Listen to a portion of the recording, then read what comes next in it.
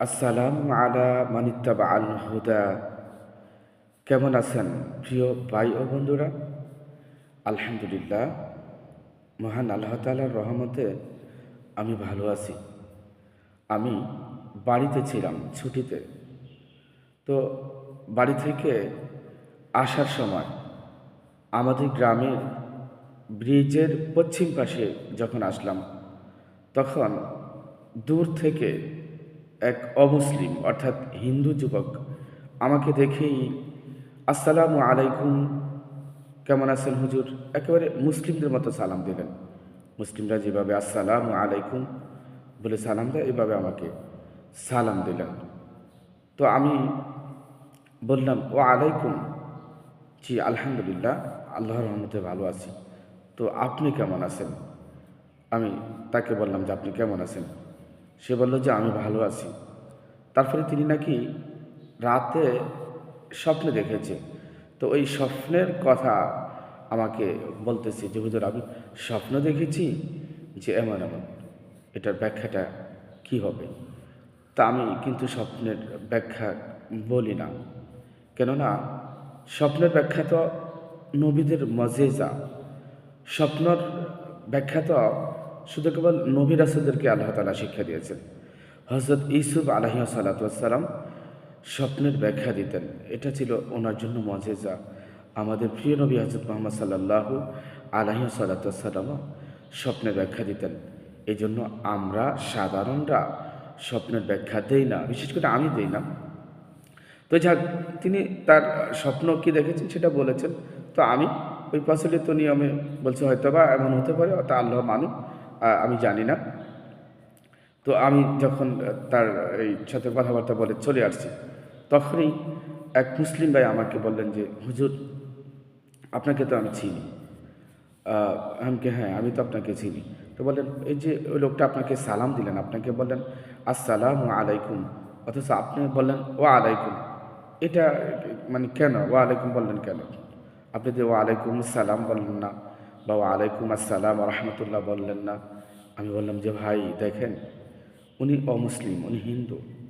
তো উনি আমাকে সালাম দিয়েছেন, আসসালামু আলাইকুম রহমতুল্লাহ বলেছেন, কিংবা আসসালামু আলাইকুম বলেছেন। আমি ওয়ালাইকুম এই জন্যই বলেছি, এটা আমার রাসূল সাল্লাহ সাল্লামের বিধান। আমাদের প্রিয় নবী হযরত মুহাম্মদ সাল্লাহ সাল্লাম নিজেই বলেছেন যে তোমাদেরকে যখন অমুসলিমরা সালাম দিবে, তখন তোমরা সালামের প্রতি উত্তরে শুধু কেবল ওয়ালাইকুম বলবে।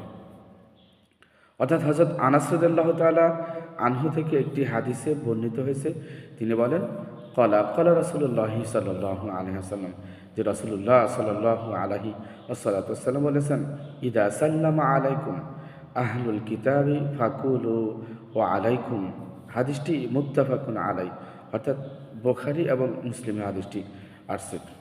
তো আনাস রাদিয়াল্লাহু তাআলা আনহু বলেন যে রাসূলুল্লাহ সাল্লাল্লাহু আলাইহি ওয়াসাল্লাম বলেছেন, ইদা সাল্লামা আলাইকুম, ইদা সাল্লামা আলাইকুম, যখন তোমাদেরকে সালাম দিবে আহলুল কিতাবি, আহলুল কিতাবরা অর্থাৎ ইহুদি খ্রিস্টানরা কিংবা যে কোনো ধরনের অমুসলিমরা, তখন ফাকুলু তোমরা বলবে যে ও আলাইকুম, মানে ও আলাইকুম পর্যন্ত বলবে, আর না। কেননা অমুসলিমরা মুসলিমদেরকে সালাম দেয়, কিন্তু তারা তাদের অন্তর থেকে কিংবা তারা যেই সালাম দেয়, তারা মুসলিমদেরকে বদদোয়া করে সালাম দেয়, অন্তর থেকে দেয় না, ভালোভাবে দেয় না, বদদোয়া করে সালাম দেয় যে তোর মৃত্যু হোক, তুই ধ্বংস হোক, এটা সেটা, সালাম আলাইকুম, সালাম আলাইকা বা সালাম আলাইকুম, আচ্ছা যেটাই হোক, অমুসলিমরা ভালোভাবে সালাম দিলেও তাদের সালাম ওইভাবেই নিতে হবে, ও আলাইকুম। অর্থাৎ সে যদি আপনাকে বলে যে আপনার উপর শান্তি বর্ষিত হোক, তা আপনি যখন ও আলাইকুম বললেন, তখন যে আপনার উপরও। আর সে যদি বলে তোমার মৃত্যু হোক বা আপনার মৃত্যু হোক, আপনি যখন ও আলাইকুম বললেন, তাহলে বললেন আপনারও, অর্থাৎ ও আলাইকুম মানে আপনারও, তার থেকে ফিরিয়ে দেওয়া।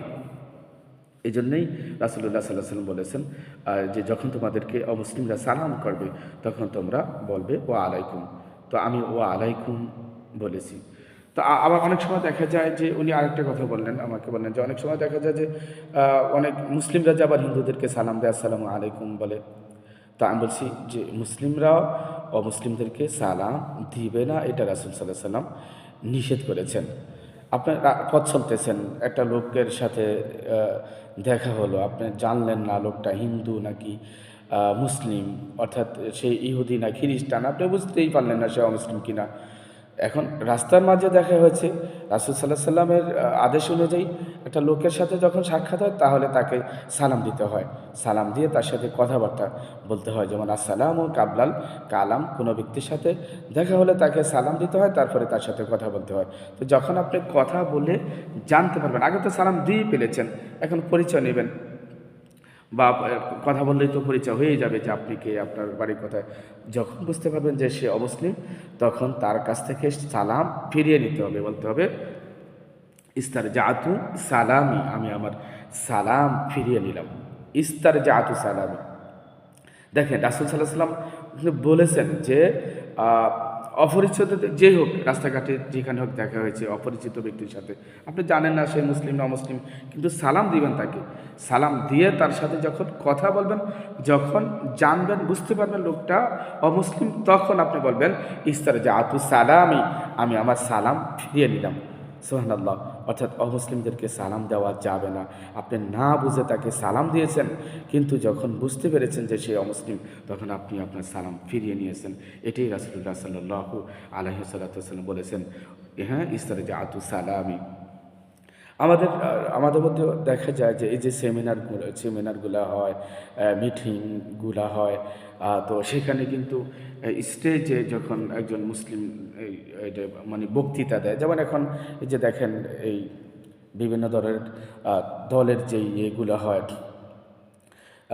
কি বলে এই মহাসমাবেশগুলা হয় বা সমাবেশগুলা হয়, সেখানে একজন মুসলিম স্টেজে দাঁড়িয়ে আসসালামু আলাইকুম বলে, অথচ এখানে কত মুসলিমও আছে অমুসলিমও আছে, যারা শ্রোতা তারা মুসলিমও আছে অমুসলিমও আছে। এই ক্ষেত্রে আসসালামু আলাইকুম বলা যাবে না।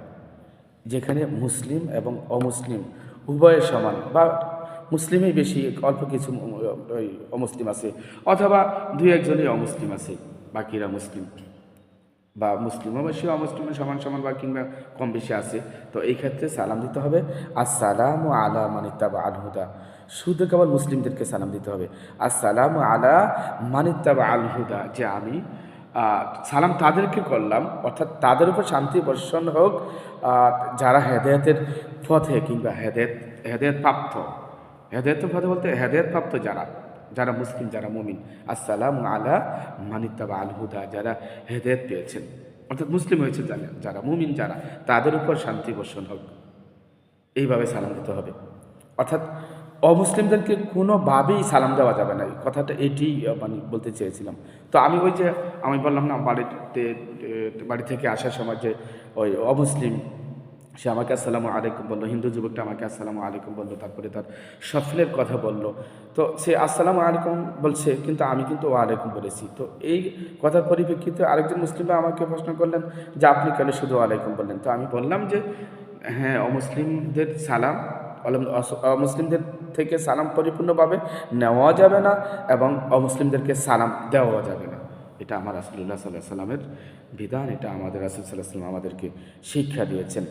তো যাই হোক, মহান আল্লাহ তাআলা যেন আমাদের সকল ভাইকে বুঝার তৌফিক দান করেন। ভাই অনেক দিন ধরেই অসুস্থ, মানে কি বলবো, কি অসুস্থ, মানে আমি নিজেই বুঝি না। আমার বুক ব্যথা করে, সর্দি জ্বর, এই ভালো হয় আবার শুরু হয়, এই ভালো হয় আবার শুরু হয়। তো আল্লাহ তাআলার কাছে শুকরিয়া আদায় করি। আল্লাহ তাআলা আমাকে সুখে রাখলো, আল্লাহ তাআলা শুকরিয়া আদায় করবো, দুঃখে রাখলো শুকরিয়া আদায় করবো। মহান আল্লাহ তাআলা আবার আমাকে যেন সুস্থতা দান করেন, আপনাদের সকলকে যেন ভালো রাখেন।